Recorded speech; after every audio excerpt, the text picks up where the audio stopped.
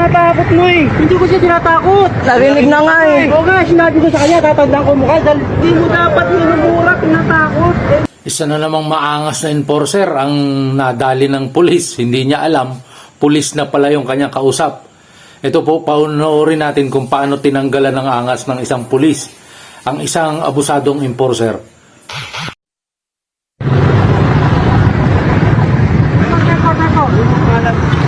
Sir, kunin ko pa ano mo, sir. Ito magte-treatin ng tao sa kalsada. Bakit nagkaganyan ka? Dito nagkaganyan ka. Ubaw sa akin.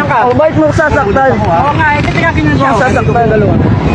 Alam ko na mo ba yan? Karapatan mo ba yan? Karapatan niya, tinatakot mo eh. Hindi ko siya tinatakot. Narinig na nga eh. Oo nga, sinabi ko sa kanya, tatandaan ko mukha. Dahil Oo, ayun na nga eh. ano ba trabaho mo? Ano ba trabaho mo? Ha? Enforcer po ako. Enforcer ka? Anong trabaho ng enforcer? Ha? Enforce the law. Ha? Sa traffic? Hindi mo dapat minumura, tinatakot. Hindi po. Ha? Wala ka pa maligit? Pero po. O, huwag kang lalapit sa driver para bulautin yung driver, ha? Opo. Sino ka nagtutulong sa inyo niya? Sino ba lecturer mo sa ano? RA 4136? Hindi po. Ha? Sinuro ba yan? Hindi po. Tawagin mo ko, sabihin ko, police inspector pagkatuan ako. Sige po. Tinatarantado mo po. Makilala na ako sa'yo. Huwag kayo mag-aaway sa kalsada. Sinabi niya po kayo. Nakikitan mo, hindi yung murahan mo.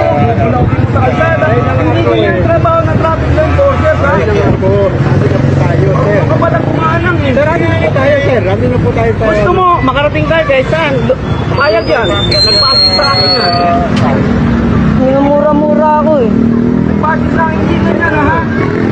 Ang sabi sa rule. Ay, pulis pala.